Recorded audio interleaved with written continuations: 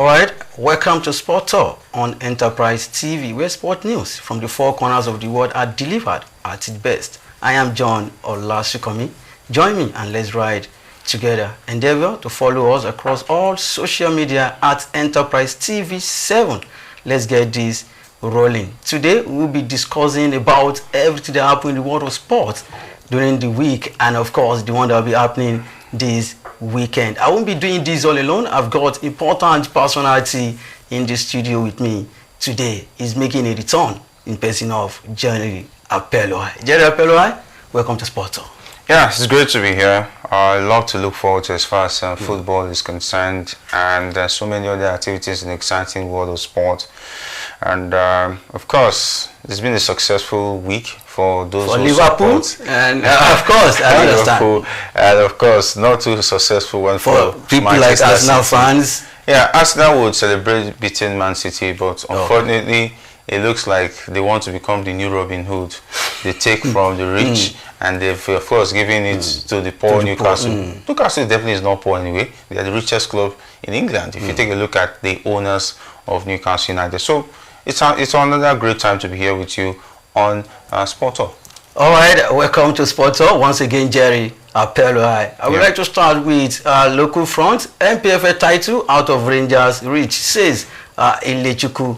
2 weeks after waxing lyrical about their chances of winning the 2024-2025 Nigerian Premier Football League title, Rangers international coach Fidelis Ilechukwu seems to have given up on the Flying Antelopes title defense, with 11 points separating them from leaders Remo Stars after 22 matches. Jerry Apeloi, we discussed about this last week, and I said, should we say it is done and dusted for Remo Stars? But he said 6 points is nothing. But now, today, it is 8 points already. And Fidelis Ilechukwu has come out to say there's no chance for Rangers, the defending champions. Yeah, I think on the part of Fidelis Ilechukwu, I would want to say mind games, but that's 11 points. This is not mind games anymore. This is MPFA. The thing is that in the equation of those who still have a chance, Rangers is slimmer than teams like Shooting Stars and maybe Rivers United. Shooting Stars also missed that glorious opportunity to close the gap last weekend. Yeah, fine. Does that mean that Remo Stars is going to go through? Remo Stars won away from home. Don't forget, last weekend. These Remo Stars you are talking about, they've already lost 5 games this season. Okay. And meaning that they still have a lot of competitive teams to play against. It's still early for me to say that. Remo after Stars 22 games? Yeah, after 22 games. We still have lots of other games to go. That's like 16 games to go. Yeah, 16 games can change a lot of things. 16 games. Okay, let's do the combination and permutation now. Let's say 8 home games, then 8 away games. Yes. And Remo Stars, they've won away games this season so far, like 3 or 4. Yeah. Or thereabouts. Yeah. This season so far. So out of that possible 8, that's possible 24 points. Let's say they have just 12. Maybe. You know how interesting league run is that for Remo Stars, in as much as they will play the remaining 16 games, they are going to play teams who want to survive relegation. Same thing applicable to Remo, the likes of Enugu Rangers and Shooting Stars. So it now depends on how they're able to sustain themselves. Mostly those away games where those teams need those 3 points to stay afloat, need those 3 points to play in the CAF Confederation spot. So it's still very early as far as the NPFL is concerned. Anything can happen. For me, I know anything can happen. It is football, but I will still stick with Remo Stars. We don't have seen so far this season. Yeah, definitely. I agree with you. Sticking with Remo Stars because maybe you have a bias towards Remo Stars. Come on, don't talk about you want to see them win the league. Yeah, they've done very because they've been knocking it up for the past 4 seasons. Yeah, they've really worked hard for this. Yeah, they've worked hard for this, and of course, if this happens to be their season, it will just be a reward for hard work. All right, let's see how it goes. And of course, let's take a look at the fixtures that will be going down this weekend. Katsina United against Imane Amunike-led side Atlant. What can you say about Atlant? They started really slow, but take a look at what they are doing presently. They are 11th on the log table. At the beginning of the season, they dissolved the whole team. They recruited like 30 new players for Imane Amunike. And take a look at what he's done with the team. Because at some point, Daniel Abakari, the book came out and he said Imane Amunike told him that he wants to quit. But take a look at what he's doing presently. 11th on the log table. He's even above the likes of Bendel Insurance, Kano Pillars. Yeah, for the story of Heartland, I think is the love for the motherland that made him take that job. It's not like there would have been other things he would have done with his time, apart from taking over the helms of Heartland. I think it's a demotion for me, but I think the love of his hometown, that is why he took up that job and see what he could actually bring out of it. So I think with what he has done, he's been able to see how he can manage the resources that has been given to him. He has been given all the necessary, talking about power to make the big decisions as far as the team is concerned. Though they started roughly, 11th on the log does not speak well for a team that's a coach of his caliber is handling. But don't also forget, Jerry Apello, that this same Atlant got relegated last season. Yes, they just came back to the NPFL. Okay. So with that being said, they've done a lot of reshuffle. I think it's not just going to be one season, but with what they've achieved this season, I think they've even punched above their weight. As Emmanuel Amunike convinced you not that he can handle the Super Eagles of Nigeria, with what you've seen so far. Yeah, I think I would not want to judge Emmanuel Amunike for what's happening at Heartland, but I want to judge him on his antecedents. Let's take a look at someone who has won the Under-17, someone who took Tanzania to the African Cup of Nations after not qualifying for so many years, and someone who has traveled far and wide. His academy has been able to chunk out some very good players, and with the fact that he's an ex-Eagles international, I think he has the CV, he has the license. For the fact that he even scored out 2 goals against Zambia in 1994, yeah, I will surely support him, young man. Definitely. All right, let's take a look at some of the other features that will be going down this weekend. Remo Stars versus Kano Pillars at home in Ikene. Remo against Kano Pillars. Yeah, for Kano Pillars, I think if you look at the table, it betrays everything that Kano Pillars stands for. As far as the league table is concerned, I would have expected to see Kano Pillars. Even with the likes of Rabiu Ali, and of course Ahmed Musa, Abdullah Shehu, and like Ahmed Musa has relaxed the tempo, maybe because he's no longer inspired like he used to be. But with that being said, I expect Kano Pillars to be doing better than it is. And this is one of those games I feel could destabilize the run of Remo Stars. So they will have to be very careful. Kano Pillars understand the league in terms of they won it before. They have veterans like Rabiu Ali who can actually cause damage.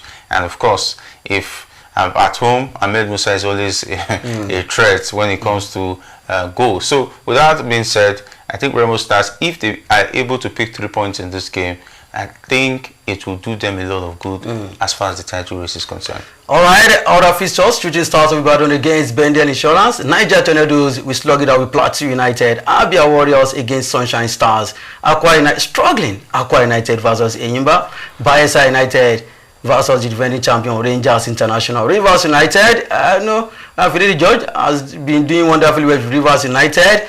They will be at home against Lobby Stars, and of course, newly promoted side, Ikorodu City against Kwara United. Let's run to the top 4. Remo Stars, number 1 on the log table, followed by Shooting Stars. Rivers United at 3rd on the log table, and of course, the defending champion Enugu Rangers are 4th on the log table. Let's take a look at the bottom 4. Sunshine Stars 17 on the log table, Nasarawa United 18th on the log table, Lobby Stars 19th, and of course, Akwa United, they are bottom of the log on the log table. All right, away from MPFL, let's go straight to the Super Eagles of Nigeria. Eric Chelle, it is no longer a news that is the head coach of the Super Eagles of Nigeria. Lands in England could convince Chelsea, Arsenal Stars to make Nigeria switch. Talking about that, I love what he's doing presently. He's trying to travel around and check on all the players that we have. And now, do we really need the likes of Etan Waneri, Tosin Adarabioyo, and co in the Super Eagles of Nigeria? I think for Tosin, a lot of sport enthusiasts and stakeholders that I know that are in the field of journalism are not really happy with the way Tosin Adarabioyo has been playing with the NFF and the handlers of the Super Eagles in terms of switching allegiance to play for Nigeria. Today we say he wants to play for Nigeria. Yeah, tomorrow when it's now time, he will change his mind because maybe he still has hopes that one day England will call him. Yeah, the English national team is going to call him.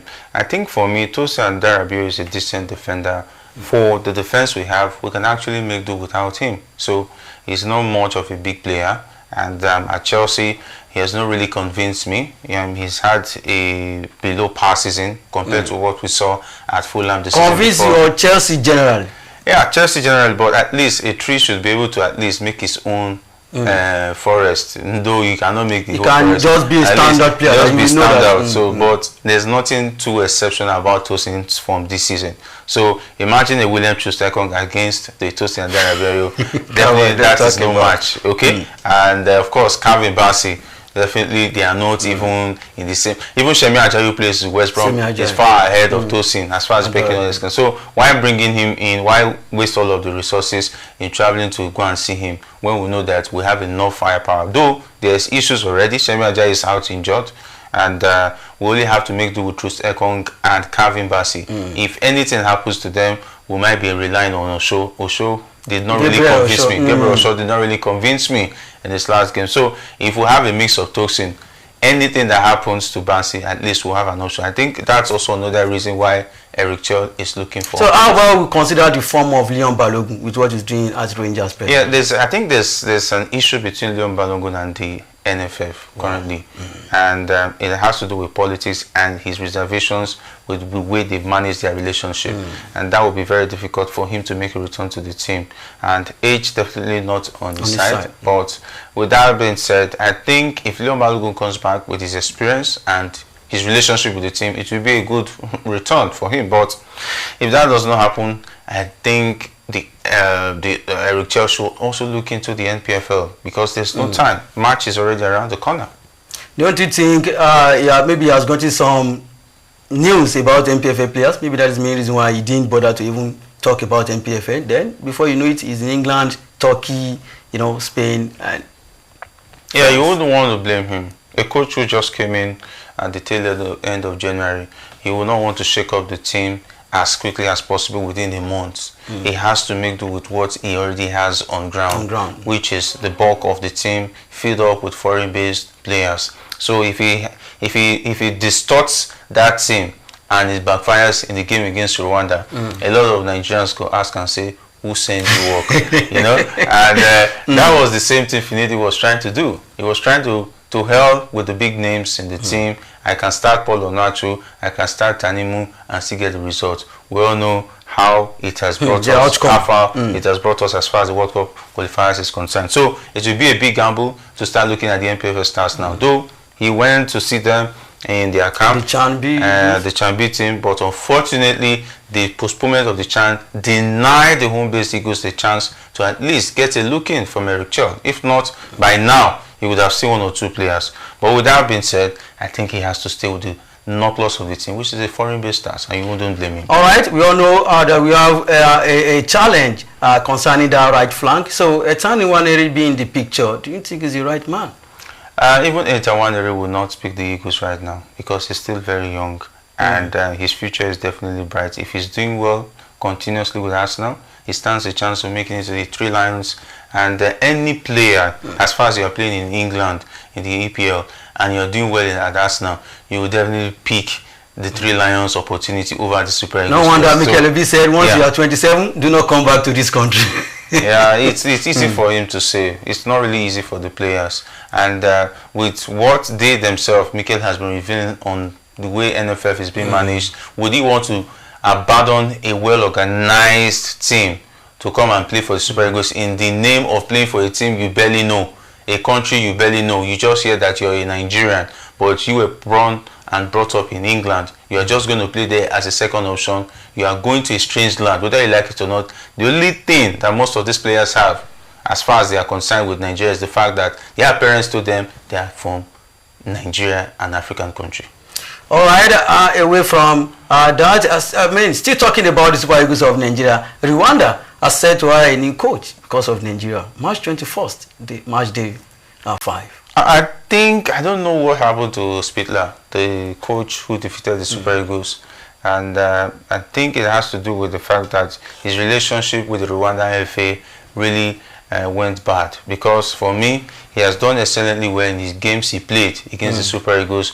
If he's out of the picture right now, I think it's a plus. It's a welcome development for the Super Eagles, knowing that that man who has been causing problems for the Super Eagles is out of the door. He's a German. He understands the Super Eagles very well, and he's been able to replicate that on the pitch of play. Coming to Uyo to beat the Super Eagles is no mean feat. And even at the Amohoro Stadium, the last time we played them, it ended in 2 draws. And so, going away without him, I think whoever comes in is going to be difficult for him to blend in with the team and get the desired result against the Super Eagles. Maybe, I don't know, the NFF would have spoken to the FA, please take away that man, so that at least we'll have 3 points when we come to the Amohoro Stadium. All right, I think that's another big advantage for Super Eagles. Yes, definitely. Of Nigeria. Let's take a look at the table. Jerry Apollo Rwanda are on top of the log table with 7 points, alongside Benin Republic and South Africa. And of course, Lesotho, that's the most surprising country. Yeah, they are even above the Super Eagles of Nigeria. They are 4th with 5 points. And the Super Eagles, that used to be giant of Africa, are 5th with 3 points. Do we still have... can we still skate through in this group as it stands? Yeah, on paper, it looks very bad for the Super Eagles. I remember the game against Lesotho. There were talk about Victor Osimhen not being a part of the game, whether he faked his injury or he said he was not going to be available due to personal reasons, which was not made known to us. And the players are paying dearly for selecting games and not taking those games seriously when Pesero was in charge, and the way Finidi George handled those games. So, but that is in the past. We are going to face the future. Eric Chelle has been given the responsibility to win their games, but it doesn't stop there, because if you win your games and the other teams you are challenging, for instance, for me, if we play against Rwanda in the month of March and there is a draw in that game, Nigerians should just go back home. I think we shouldn't be talking about draw. Yeah, they should play a draw in that game. They should just go back home and start preparing for the next World Cup. 2030. Yes, they should prepare for 2030. But if there is a win, there is hope. Then they will have to beat Zimbabwe again. If they now beat Zimbabwe, then we can now be having hopes that at least we stand a chance. So, but if Rwanda beats the Super Eagles, they should just forget it. Rwanda that's 6 points. 6 plus 3, that's 9 points. Yeah. So they still stand a chance of making it to 2026. Yeah, definitely. World Cup. All right, away from that, let's go straight to transfer news of some of the Nigerian players that moved during the January transfer window. Number 1 for me is Kelechi Iheanacho from Sevilla to Middlesbrough. Yeah, Kelechi Iheanacho, quite a big decline, moving from Sevilla to Middlesbrough. He could not cut it at the club side in the Spanish La Liga, and to say that he could only manage to get a goal in the Copa del Rey against less fancy 3 goals. Yeah, less fancy sides. These are not sides that could make heads turn. And Sevilla has also made an option in signing other players to replace him. And though he's going to be playing under a very interesting coach in Carrick, a Manchester United legend, and there've been a lot of backlash upon Michael Carrick and the board for making the move of signing Kelechi Iheanacho. I think from the fans, that's much disrespect. Kelechi Iheanacho was blowing the Premier League away in some seasons past, and of course, City, with Leicester City. At Leicester City, so they should cut him some slack. So let's watch and hope that he will be able to regain his form. He has a few games to play to convince the handlers of the Super Eagles, because I just said right now that Eric Chelle has already submitted his 31-man shortlist. If Kelechi Iheanacho is not in that list, I will not be surprised. But if he's on that list, he has to prove it to a lot of Nigerians that the man with the soap has don't talk about Jerry Apello. He has to go back to the Baba that been giving him that soap that he was using to score them to renew the soap. Maybe he has not been able to renew it, or maybe he defaulted. That is why he has not paid this form. All right, away from Kelechi Iheanacho, let's talk about another fantastic footballer. His name is Gift Orban. There was a time he was destroying the Belgian league until he made a move to French Ligue 1, and since then he has been struggling. He struggled during his time at Olympique Lyon, and now he's in Germany playing his trade.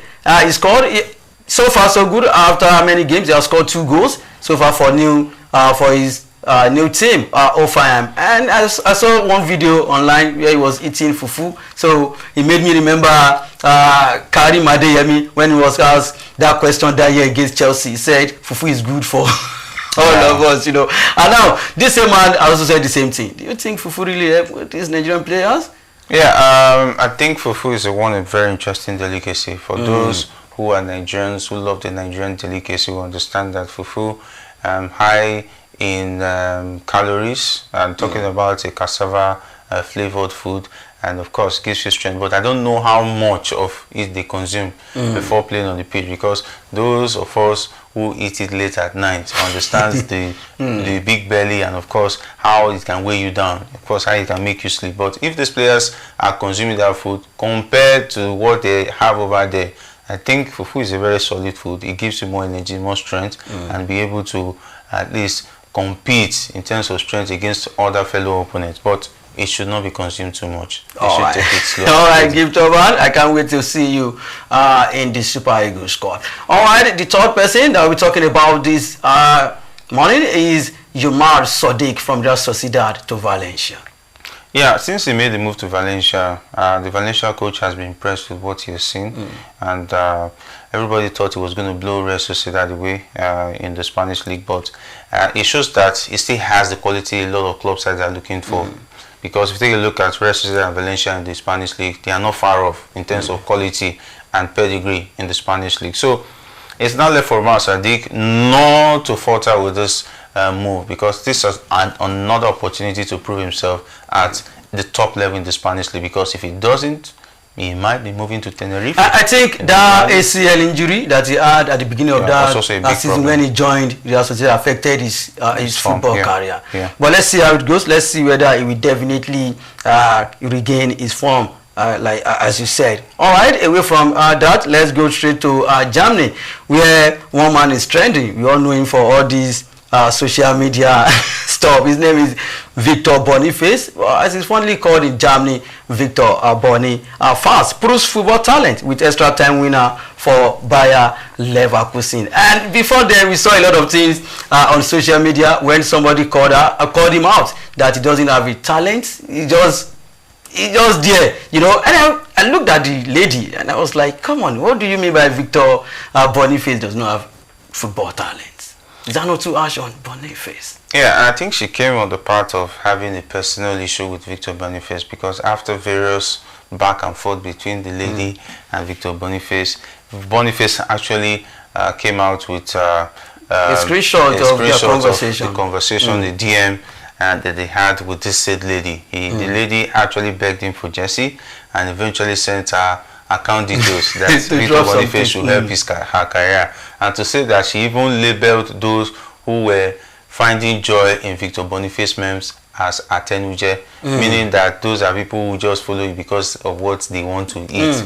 And she is also part of those, just because she has not benefited from Victor Boniface. And she decided to class a man in 50 games who has 30 goals and 10 assists. Someone who won multiple Rookie of the Year in his first season. 5 straight months. Yeah, in the German Bundesliga. Someone who in his first season scored actively and took his team single-handedly among other players, let not say single-handedly, part of the team in terms of being active in goal scoring to win the German Bundesliga to the final of the Europa League and winning the DFB Pokal. I think that lady deserves to be given some strokes of the cane. And there is not everybody that has the knowledge of sport anyway, but if she has a bit of knowledge, everything was done on bare, sheer anger towards the young man. And Nigerian will say it's bad belly at the end of the day. And of course, Victor Boniface took advantage of it. He has been exchanging memes with her as back and forth. I think he has even made her popular. Nobody knew who she was before. Yes, of course. And eventually we all knew that she was coming from the side of a bad... You know, Jerry Apello, if she had said for Super Eagles of Nigeria, Victor Boniface has not lived up to expectation, I won't have problem with this lady. Talent is different from living up to expectation. That's what I'm saying. So if she has said something like that, then we all agree with her. You could see that was not the reason. So why would you say Victor Boniface does not have talent? Definitely, that is totally... This same man that Al-Nassr wanted to sign at that amount of money, that the whole world, you know, Nigerians calculated his money even before then. Come on, it's summer. All right, away from Nigeria, away from local football, let's go straight to Europe. And of course, we'll be starting with English Premier League. Last weekend result, 5-star Arsenal ignite title belief with statement win over champions Manchester City. 5-1. Did you see it coming, Jerry Apello? Yeah, I didn't see it coming, but I knew that Arsenal was going to win that game. But of course, it was a score to settle between Arsenal players and Manchester City. In the way they played out the draw in that last, the first leg they played at the Etihad Stadium, and the fact that Erling Haaland, they had a message to send to him when he said, told Mikel Arteta to be humble after they played out the 2-2 draw, which they barely escaped with Man City. So 5-1 is a statement win against Manchester City, and of course a statement from Arsenal as a team going into the challenge for the league title, because Arsenal fans still feels that they are in the title challenge. Of course, there's nothing wrong for the elephant to feel comfortable on the tree until one day when the tree bends, and of course it will come back to down to earth and reality. All right. After being said by Jerry Pello, let's take a look at some of our other results. Manchester United lost at home to Crystal Palace 0-2. Brentford also lost at home to Tottenham Hotspur 3-2. Nottingham Forest defeated Brighton and Hove 7-0. Bournemouth, what do you expect before lost at home to Liverpool? I said something. Once you have, Mo Salah on the field, they are one goal up already. We saw it yesterday again. Everton defeated Leicester City, and ever since David Moyes came back to Everton, he's been tearing teams apart. Ipswich Town lost at home to Southampton. Newcastle lost at home to Fulham, and Wolverhampton Wanderers defeated Aston Villa. All right, away from that, let's talk about EFL Cup. Liverpool trashed Spurs to set up League Cup final win with Newcastle United. Others, Liverpool punched their return ticket to Wembley and a League Cup final against Newcastle after a 4-0 win against Tottenham yesterday. Now, so many people said Arsenal scored all their goals against City. And they find it difficult to score against, Newcastle United in the EFL Cup during the week. I think Eddie Howe has discovered the formula to beat Mikel Arteta's Arsenal, and it has worked for him in the past 3 games. And the fact that Arsenal has not been able to score. Yeah, Arsenal has not been able to score in the 3 games. They've continued with that format, and it seems like Mikel Arteta does not understand that Eddie Howe has discovered the format to hold Arsenal from scoring and also getting a win. So until Mikel Arteta realizes that and wakes up in the next game that he's going to play with them in the Premier League, talking about the return leg, then we might have a situation where they might play anywhere they catch Arsenal this season. It's going to be taking them to the cleaners. So it's quite unfortunate. Everywhere we were expecting them to replicate the form which they showed against Manchester City, but we did not see that Arsenal on the night. It was really an eyesore. And of course, Newcastle has proven that they have what it takes. But definitely, at the Wembley, we will know who is the biggest as far as. All right, 2 finals in 3 years for Eddie now. Let's see how it goes against Liverpool. Well, I won't say anything. And it's not against Newcastle in the final. It's okay. Anyway, Virgil van Dijk scoring is also a statement. It seems like he's quite comfortable around the Carabao Cup. Let's not forget last season he scored against Chelsea in the final. Against Chelsea. So he has already started showing that he has not relaxed from what he did last season. So we might be seeing him scoring again at the Wembley Stadium and making a difference against Newcastle United. Does this mean Arsenal are going trophyless again this season? Yeah, Arsenal fans still believe that they have a shot at the Champions League and of course the Premier League title. So they say it's not over until it's over. All right, this weekend there will be no English Premier League because of FA Cup. Manchester United will be in action against Leicester City. What are your thoughts on Ruben Amorim and Manchester United? And the fact that Ruud van Nistelrooy will have a point to prove, that makes it even more difficult for Manchester United. And the fact that Martinez is out for the season. So what's going to be happening in that defense? They'll have to fall back to the likes of Harry Maguire and Delete, who has flattered to deceive this season. So if you take a look at that Manchester United side, I feel for Ruben Amorim. I also do not feel for him. He had the option of waiting to the end of the season to make the move and maybe allow Erik ten Hag. And for the Manchester United board, they would have still left Van Nistelrooy to continue to the end of the season. But with that being said, it looks like cup games, they found their way around it. We should expect most especially FA Cup. Yeah, most especially the FA Cup. They've won it consecutively. So meaning that they will want to fancy their chances going into this one. But Leicester City still has what it takes to cause an upset in this one. All right, Ndidi is back, so let's see how it goes. Other fixtures, we have Leyton Orient versus Manchester City, Southampton versus Burnley, Everton versus Bournemouth, Wigan versus Fulham, Plymouth versus Liverpool. Jerry Pello, Liverpool playing away from home against Plymouth. It's a walkover. Okay, all right. Aston Villa versus Tottenham. Doncaster versus Crystal Palace. Leicester City versus Nottingham Forest. All right, away from that, let's go straight to La Liga Santander, where Real Madrid will be in action against Atletico Madrid, the Madrid derby. Yeah, Madrid without Rudiger, mentioned them a lot of players in the defense line. Yeah, for this Real Madrid side, I really don't know. Yeah, it looks like Rudiger not being a part of the defense has really exposed a lot of things happening in that defense. They will need to go into the market and get a marquee signing as far as that defense is concerned. Rudiger is already aging. Yes, he gets injured, he doesn't return back on time like he used to do when he was quite younger. So if Rudiger is not in that mix, it's a big problem. And let's not forget, there's also the right back Vasquez, who has been out. I think he's out for the season as well. So, and Alaba, who has not been part of the team, so they have to make He came back a few weeks ago. Now he's back injured. So age is not also on his side. So they need to go for. I heard they were going for Saliba. If that's the case, I think they can even go for Saliba and Magalhaes together. And come on, Jerry, I said that. What do you? As long as they will not be happy with that comment. But with that being said, I think it's going to be. I think I'm not happy with Real Madrid. They lost to Espanyol last weekend, and I heard Perez was saying they should. They're asking for the tapes and the recordings of what the VAR statement was all about. Then they will now decide whether they actually lost fairly. You had 90 minutes. For the first half, they didn't get any corners. They were holding on to play and everything. They could not do anything with it. So it's pretty sad. Let's just hope that Real Madrid gets 2-1 in the back. But for the bookies, please stay away from Real at the moment. All right, and of course, Sevilla will host Barcelona. We all know Barcelona are running riot as we speak. They've defeated Valencia like back-to-back this season, 7-0, 5-0. That's 12 goals to nothing against Valencia. And now against struggling Sevilla. Yeah, for Sevilla, it's going to be a rain of fire. But for Barcelona, I think they've rediscovered themselves and doing well for themselves in the Champions League. And we want to see them. I want to see them win the league, as far as I'm concerned. But with what they've done against Real home and on 2 occasions, as far as beating them by a very interesting scoreline. Now that Real Madrid is struggling, it's now time for them to at least gather the pace and, of course, put them in the right position to win the league. All right, away from your Spanish La Liga, let's go straight to Italian Serie A, where Juventus will be in action today against Como.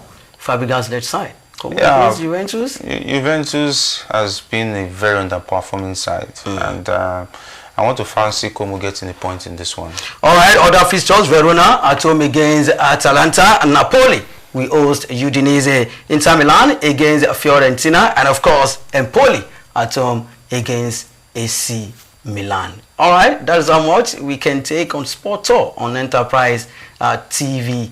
All right, endeavor to follow us across all social media at Enterprise TV7. See you next time on Sport Tour. But before we leave, Jerry Apeloi, thanks for coming. Yeah, it's been a pleasure being here. Look forward to coming here once again. All right, my name remains John Olaskomi. Thanks for watching.